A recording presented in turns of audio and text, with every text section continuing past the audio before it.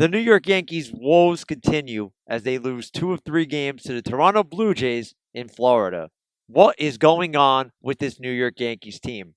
We're going to recap the series as a whole and look ahead to a big series against the Tampa Bay Rays this weekend. All this and more on this brand new episode of the Pinstripe Talk podcast, which begins right now. You are listening to the Pinstripe Talk podcast.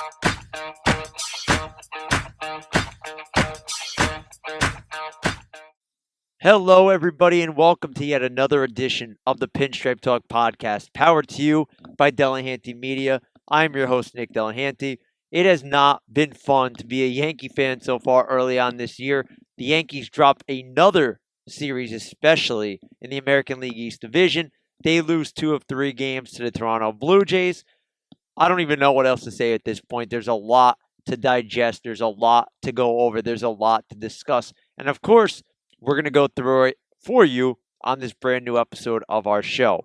Before we get started, reminder, you can follow us on social media at Pinstripe Talk ND, my personal account at Nick Delahanty. Find us on Facebook by searching up Pinstripe Talk Podcast. Now, we love talking Yankees baseball. We definitely love to hear your feedback and your interactions with us throughout the show and throughout the weeks as the games go on. So make sure you're interacting with us during the season and whatnot. And we just love that interaction. So make sure you're hitting us up on whatever social media platform you choose. And again, if you're new to our show, we thank you for taking some time out of your busy schedule to listen to us rant about the Yankees. If you're a returning member, we thank you for your loyalty and that you continue to come back and listen to us rant about the Yankees. Easiest way to say it. Haven't done so already, find us on any podcasting platform, Apple Podcasts, Spotify, TuneIn Radio, Google Play Music, you name it, our show is there available for you. You can subscribe, you can rate, you can review. All the feedback does go a long way in helping promote our show. So please take some time out of your busy schedules to do that. And as always, check out our brand, DelahantyMedia.com, for all the latest news and updates regarding our show and some new things that we have in store for you. After a brutal series in Tampa Bay where the Yankees lost 2 of 3 there, they turned their attention to the Toronto Blue Jays, and it was a rematch from opening weekend. The Blue Jays have a good young squad, and nobody's going to take anything away from them. But for this Yankee team that has such high expectations, I think everybody was just hoping that this series would help get them on the right track. Obviously, we talked about it on our last show. The Yankees usually get off to slow starts over the last couple of years, and they find a way to get back on track. But this team has just been very sluggish out of the gate. And what better way to kind of rejuvenate your squad than to have Garrett Cole on the mound? And once again, Cole was phenomenal. Went 6 strong, allowed a run in the first inning, nothing else, just 3 hits overall, 8 strikeouts. He also retired the last 15 Blue Jay hitters that he faced.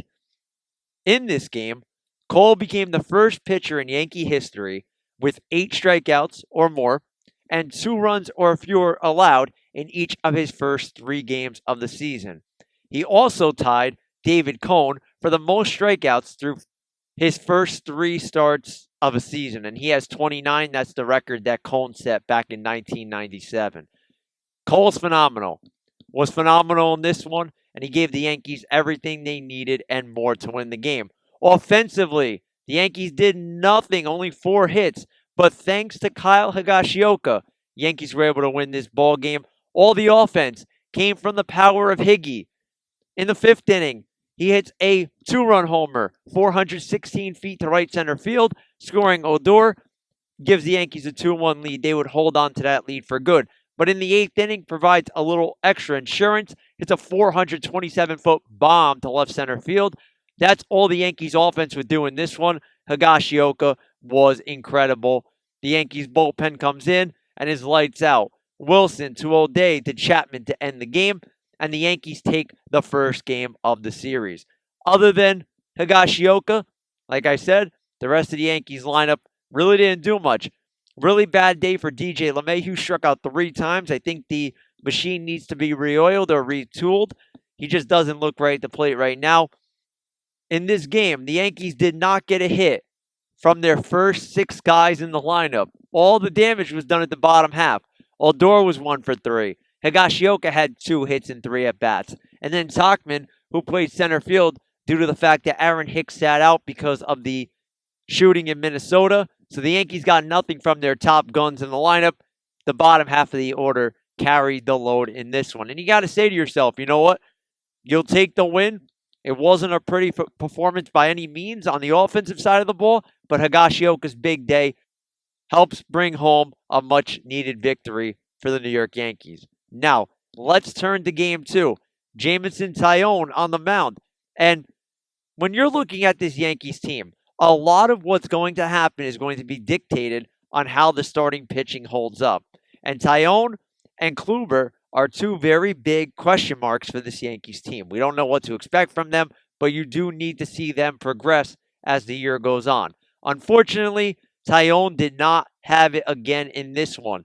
Did not get out of the 4th inning, allowed 5 earned runs through 84 pitches, was really not effective.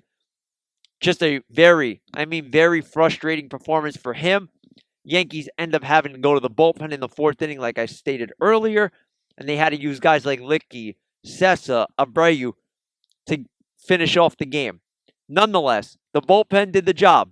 Only allowed 2 runs over the final couple of innings of play. The Yankees offense was not able to do enough. Let's give you a little bit of a recap.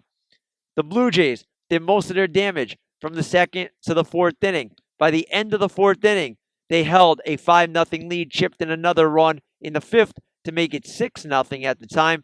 The Yankees bats don't come alive till the 7th inning when Odor grounds out to second, scoring Gary Sanchez. Then you got an RBI single from Giancarlo Stanton, scoring Frazier and LeMahieu. But at that point, it was not enough. Yankees lose this ball game 7-3. Couple of big hits in this one. Simeon homered off of Taillon in the 4th. Tellez homer off of Licky in the 5th. Those were 2 big blasts. The Blue Jays combined for 10 hits. Yankees only had 8. And it was just frustrating. They couldn't get to Ryu. Ryu went 6 2/3, only allowed a run, which wasn't even earned. He was fantastic. Got to give him credit where credit's due. Kept the Yankees off balance. They had a lot of unprofessional at-bats against him. Struck out 8 times as a team. And right there's your ball game. Some standouts for the Yankees. LeMahieu had 2 hits and 3 at-bats. Aaron Hicks in his return from the lineup, we all know how he's been struggling. Aaron Boone elected to drop him to 5th in the order. The move paid off. He went 3 for 4 in this one. No other Yankee had more than 1 hit. So the combination of LeMahieu and Hicks combined for 5 of the Yankees' 8 total hits. Very disappointing after a nice win with Cole on the mound. But my thought process on this after this game was, Taillon didn't have it. And if you don't get any length or effectiveness out of your starter, it is a recipe for disaster 9 times out of 10. There's not going to be many instances where you're going to have your starter struggle early on in games and then your bullpen come in, hold it down, and your team still find a way to win. The Yankees are going to need better starting pitching, and we're going to talk about that later on in the show. Regardless, Game 3, the rubber game. Yankees have a chance to win the series before an off day, before they head back to the Bronx to host the Tampa Bay Rays. And early on, it was off to a good start. And yes, I'm going to attack the lineup for Game 3 toward the end of the show. I don't want you to think that I forgot about it. Aaron Judge hits his first of 2 home runs in the 1st inning, gets the Yankees up 1-0. Corey Kluber on the mound, him looking for a bounce-back start after a subpar start in his last time out. He didn't have it as well. Just 4 innings of work, allowed 3 runs over that span, threw 77 pitches. He still has not figured it out totally. There are times where he looks really sharp. There's other times where he looks like he is very much struggling on the mound, and that is not good for this Yankees team. So, here's how the scoring went down. You had the Judge homer in the 1st, then you had a Kirk homer in the 2nd off of Kluber, scoring 2 runs. Bo Bichette, who tormented the Yankees in this series, hit a home run in the 3rd, followed by the Yankees scoring a couple of runs to regain the lead in the 4th, started with a Judge homer to center, and then an Urshela single to left, scoring 2. Yankees held a 4-3 lead at that point. In the bottom half of the 6th inning, with Loizaga on the mound, Tellez scored on a wild pitch, which tied up the game. And then in the bottom half of the ninth inning against Chad Green, Bo Bichette poked, and I mean poked, a little walk-off home run to right center field. Just got out, and the Blue Jays win the game and thus win the series. So with the loss, the Yankees drop to 5-7 overall. Not the start they envisioned, obviously, but it's the start that they put themselves into. Now, offensively, Judge had a big day. He was 3 for 4, had the 2 home runs, 2 RBIs. You know the deal. Judge is, when he's on, he's on. The Yankees as a whole only had 6 hits. So Judge had half of their hits in this ball game, as opposed to the Blue Jays, 12 hits total. So you're seeing the correlation. The Blue Jays were getting on base more. They were hitting with runners in scoring position when they needed to. There was a big gap between the two teams in this series. Now, there are a couple of points that I want to bring up in regards to this series. And I'm going to start on the pitching end. Okay? Going into the season, we all knew that the Yankees' rotation was going to be filled with question marks. We all understood that because you were taking a gamble on Kluber, you were taking a gamble on Taillon. You know you have Luis Severino coming back at some point, but this Yankees rotation is still a little thin. And when you have Kluber and Taillon going less than 5 innings on back-to-back days, you're going to end up taxing the bullpen. And the question that I have and the concern that I have, the bullpen's been phenomenal. They rank among the best in all of baseball. You're looking at 6 to 7 guys deep, and that's even missing Zach Britton. But how long can this Yankees bullpen hold up before they start to show signs of fatigue and wearing down? They're effective now. They've been really good. Yeah, Chad Green let up the home run to Bichette in the third game of the series. You know, some guys scatter runs here and there, but they've been mightily effective. Even guys like Licky, Sessa. You saw a little of Albert Abreu before he was optioned back to AAA. You see these guys that are stepping up and performing at this level, and you're not getting it from your starting pitching in return. Other than Cole, this Yankees rotation is a big, and I mean big, question mark. Do you think that the Yankees are kicking themselves early on at this point for taking a gamble on some of these guys and not going out and trading for, say, a Lance Lynn or making a move for a more durable starting pitcher? I don't know. I don't know what's going on in Brian Cashman's mind. Quite frankly, they may just think that they're trying to figure it out. But all I do know is this. The struggles are going to continue as long as the starting pitching cannot hold up. Yes, Kluber is a guy that has an impressive resume, but he is nowhere near the guy from a couple of years ago. You expect and you hope that he's a guy that can at least go out every 5th day and give you a quality outing, maybe 5 or 6 innings, not allow a lot of runs, limit the damage, things like that. And with Taillon, we expected him to come out and be a little rusty, obviously. All the things that he's battled, you know, these guys do need time, but how much time do you give them to figure it out before you start to make changes? We know that Friday, with the Rays coming into the Bronx, we're going to see either Michael King, Davy Garcia, or have a bullpen game. At what point do you think the Yankees start to say, you know, maybe Garcia is a better option? Maybe King's a better option. Once Clark Schmidt gets healthy, maybe he's a better option. Or do they tie themselves to Kluber saying, you know, we're paying this guy a lot of money for 1 year. We're going to try to get the most out of him. It's a tricky, tricky situation. And I don't know the right answer, to be quite honest with you. All I hope is that they're trying to figure this out and that Matt Blake's working with them and we're trying to get them back on track, because I know for a fact when Cole's name's not scheduled to start, I'm very worried about what we're going to get from the starting pitching. And I just hope that at least 2 to 3 of these guys can figure it out so we can at least save the bullpen a little bit, because we all know how taxing of a season it is.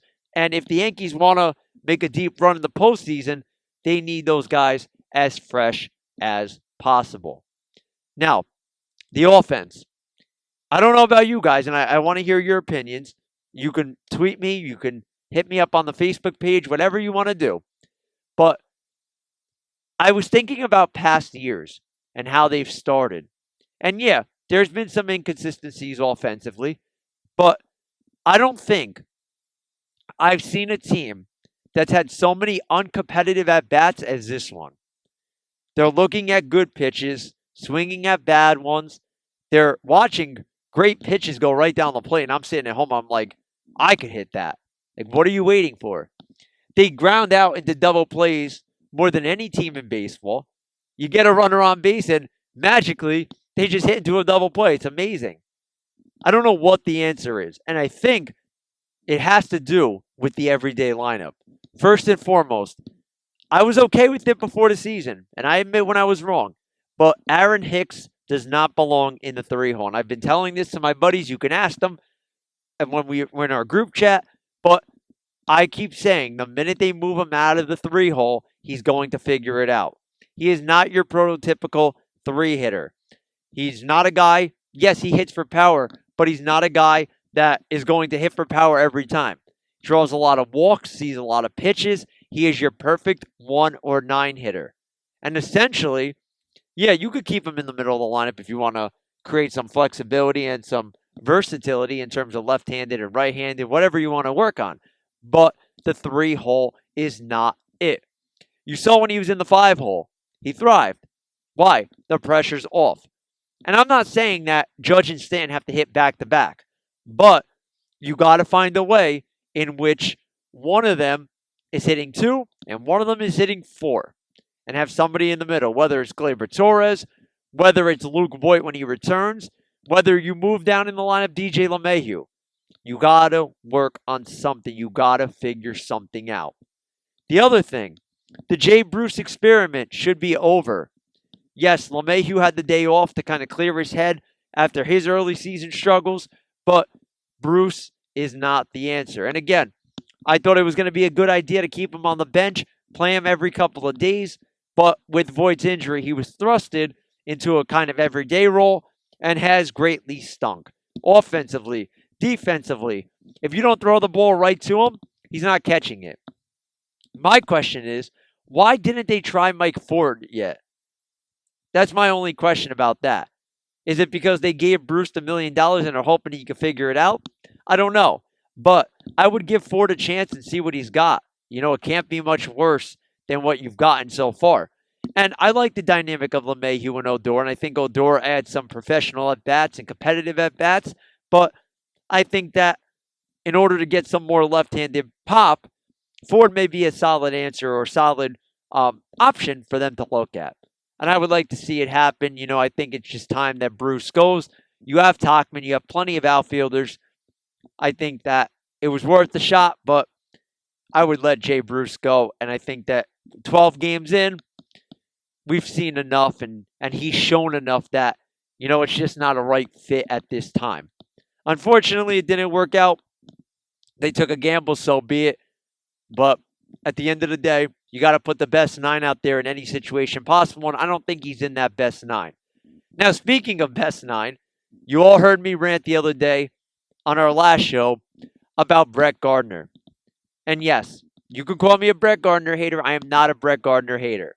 I actually appreciate everything Gardner has done for this organization. However, Aaron Boone has lied to me, and he continues to lie to me.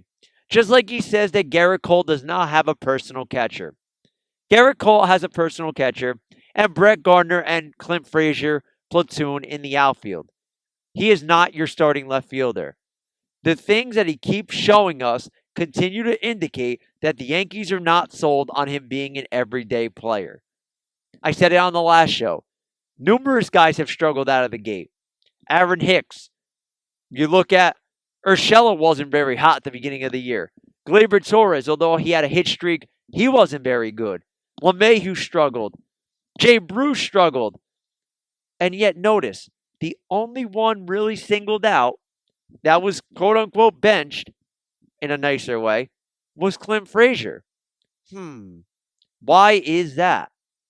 I really wish I could tell you. I don't know. But I'm starting again the Free Clint chant. Free the man. I get it. Gardner's an important part of your organization. He has been for years. But what does Gardner do for you past this year? Please tell me. What is Brett Gardner bringing to the table in 2022? This has been 3 years of stunting Clint Frazier's growth. And you mean to tell me that when Gardner retires, eventually, Frazier's going to be your everyday left fielder, and you're going to have struggles, and then you're going to say, oh, why is he struggling? Because you didn't give him an opportunity to work out of his struggles and to figure it out and become an everyday big leaguer. It's messed up. It makes no sense. And I'm getting tired of the excuses. I'm getting tired of the blame. And I'm tired of Boone's press conferences where he's saying, oh, yeah, Clint will rake, but today I'm going to play Gardner. No, no, no, no. It is Clint Frazier's time in the Bronx. He should be playing on an everyday basis. If he's not out there 6 days a week, there's something wrong with the Yankees organization. If you're going to keep playing games with him, trade him. Let him thrive somewhere else. Get something that may help you. Heck, he could probably get you the pitching that you need. Why are we playing this game with Clint Frazier? I want to know. I want answers. I want legitimate answers. I'm getting tired of this, having to rant on my show about them not playing him. Every single day you look at the lineup, and it's more and more pathetic. Game 3's lineup had Gardner in the 3-hole. Brett Gardner in the 3-hole. Aaron Hicks, Brett Gardner, like, what do they think? The 3-hole's a joke? Then your bottom of the order. You had Bruce. You know, it is what it is with him. You had to get LeMahieu a day off. Hicks hitting 179 leading off. Bruce 118. Odor in limited at bats hasn't really gotten on base, but has put up good at bats at least. You don't know what you're going to get out of Higashioka. Hits 2 home runs the other day. Gets no hits in this game. The Yankees combined for 6 total hits. Like, what are we doing? Any way to mess with a young player's mind is to not play them on a consistent basis when they know they're your best option wherever it may be. I'm having trouble understanding this, and I'm getting very frustrated by it. But I am going to say this. Free Clint. That's all I'm going to say. Free the man. Either play him every day or trade him. Enough of the charade. Enough of the Aaron Boone garbage of balancing the lineup. Brett Gardner is not it. If you're going to play him for Hicks in center field. Get him in at bat there. Let him play one day in left field. Let him play a day in right field because we know Judge don't play every day. And go from there. I'm tired of this game. I'm tired of talking about it. I just want to see Clint Frazier in the everyday lineup because I think he can thrive in New York. The kid's talented. He's a special talent. Let him play. Stop stunting his growth. Now, before we wrap up today's show, we're looking ahead to the weekend, the big series in the Bronx between the Yankees and the Rays. The Yankees will most likely use an opener or Davy Garcia or Michael King on Friday against the Rays. The rest of the rotation is a little bit iffy. We don't know how it's going to look, but the one thing we can tell you, it does look like we'll get an afternoon game on Saturday in the Bronx with Glasnow and Cole on the mound. That should be an exciting one after Glasnow just lit up the world with his last performance. And in the third game, which is Sunday, it'll be at 1 o'clock. We still don't know who is going to be pitching. It may be Jordan Montgomery, it may be Tyone. Who knows? We're going to have to wait for more information from Aaron Boone and company. They may lie to us considering they've been telling us lies about Clint Frazier this whole time. So who knows until it actually happens. Albert Abreu was optioned to AAA, which means that they are going to be calling up somebody. It could be King, it could be Garcia. We just simply don't know at this point. But we do have an injury update. Clark Schmidt, who is having elbow trouble again. He had a cortisone injection. They're hoping he could resume throwing by the end of this week or next week. So, I don't know about you, but I just want to see this Yankee team play to the level they're capable of playing. It's been a lackluster start, a very frustrating start. I sit there, I watch the Yankees, and my stress levels go higher than they need to be, but I still have faith they're going to turn it around. And I may be too optimistic, but I just think this team has too much talent to just fall to the wayside. Yeah, April's a tough month. Got to get back on track. Hopefully, this weekend will be the trick and we'll get them back to where they need to be. Take 2 or 3 from Tampa, and that puts you right back in the right direction. So it's fixable. The problems they're having are work throughable, per se. I don't even know if that's a word, but you can work through them. Let's see what this Yankees team has, and let's see if they can, because that's going to be a big question that's going to surround them. So, if you haven't done so already, follow us on social media at Pinstripe Talk ND, my personal account, Nick Delahanty, and you can find us on Facebook by searching up Pinstripe Talk Podcast. We're also on Instagram by looking up Delahanty Media, and as you guys should already know, our show is available on all podcasting platforms, starting with Apple Podcast, Spotify, TuneIn Radio, iHeartRadio, you name it, the show is there available for you. We also put our audio on our YouTube stream. Subscribe to our YouTube channel, search up Delahanty Media. And as always, whatever podcasting platform you listen on, subscribe, rate, and review. We appreciate all the support that we do get. And while you're at it, go buy some merch. DelahantyMedia.com for all your latest merch from our store. You can buy some Pinstripe Talk gear. You can buy some Delahanty Media gear. You name it. It's there available for you. Hopefully next show is a little more fun and I won't have to go on a rant about Clint Frazier again. As you guys know, I'm a big Clint Frazier guy. I just want to see him play. And I want to see this Yankees team do better. And I know you guys do as well. That's going to wrap up today's show. Once again, this is the Pinstripe Talk Podcast, powered to you by Delahanty Media. I'm your host, Nick Delahanty. Don't give up, Yankees fans. Keep those pinstripes on. Make sure you're wearing them with pride. And let's hope that the Yankees are on the verge of getting back on track. Make sure you're following our brand for all the latest news and updates regarding our show. Until next time, we'll talk to you really soon. Take care. Go Yanks.